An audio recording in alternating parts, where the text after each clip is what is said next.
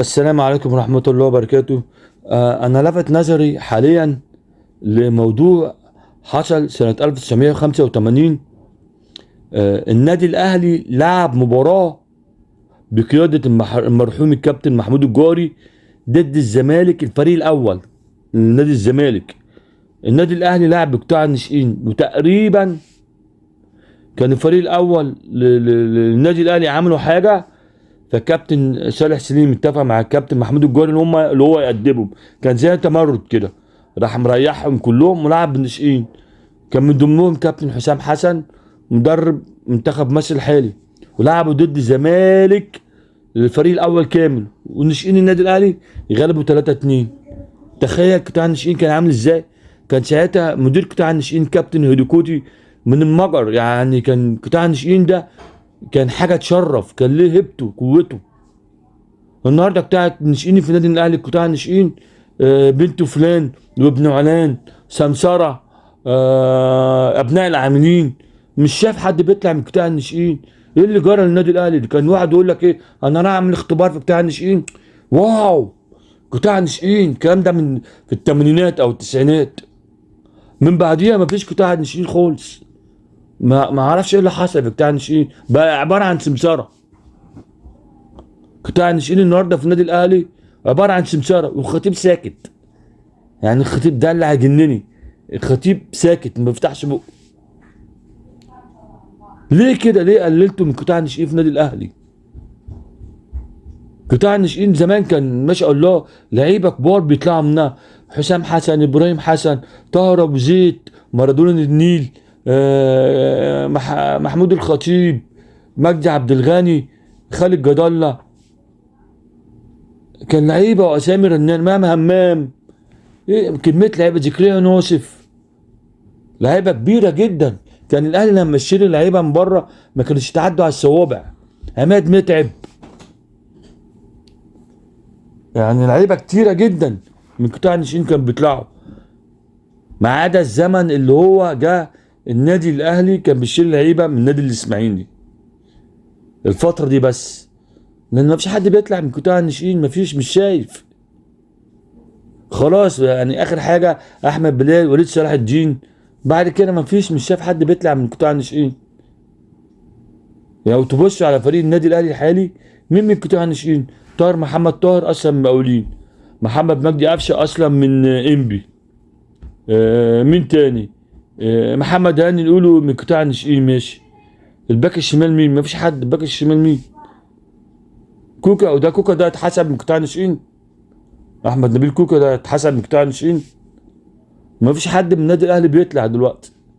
ده حتى ابو تريكه كان جاي من نادي الترسانه، انا فاكر من نادي الترسانه. اه، ترسانه. فين قطاع الناشئين؟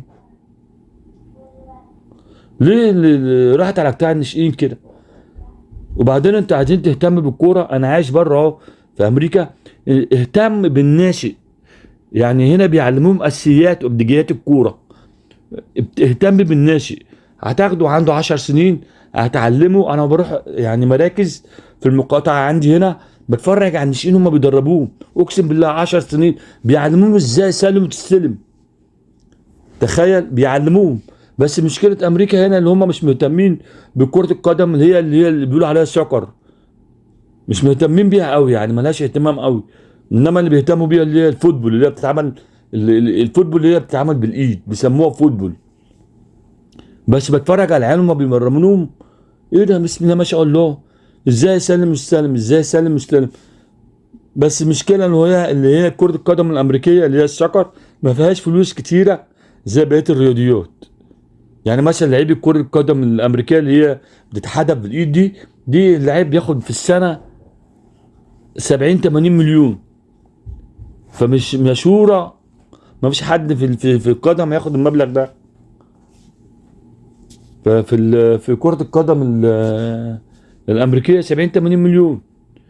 كرة السلة كذلك مشهورة، بياخدوا 60 70 80 مليون في السنة. فيها لعبة تانية اسمها بيسبول، بيلعبوا كده بالإيد بالخشبة كده ويجري برضك بياخدوا ملايين. فعشان كده كرة القدم اللي هي السكر بيقولوا عليها سكر مش مهتمين بيها قوي. بس أنا رحت اتفرجت، شفت اللي بيعملوه مع الناشئ. ايه يا عم الدماغ ده؟ دول في حته تانية، بس ما بيجوا لحد حته معينه ويقفوا. يعني ما بيكملوهاش، بس بيشتغلوا على الناشئين بطريقه جميله جدا وطريقه علميه. ليه ما نشوفش ده في مصر؟ ليه ما نشوفش قطاع الناشئين في مصر يبقى مهتمين بيه؟ النادي الاهلي كان دايما بيطلع كميه ناشئين. فين الناشئين؟ خلاص بقى. الاهلي دلوقتي ملايين يشتري من بره، ملايين يشتري من بره، ملايين يشتري من بره. لعل اداره الاهلي تراجع قراراتها في موضوع قطاع الناشئين وتمسك مدرب عالمي لقطاع الناشئين. وهو ده الكنز، اللي انت تستثمر في الناشئين وتطلعهم فريق اول عندهم حب انتماء للفانيلا، ومتدرجين في كل المراحل السنيه.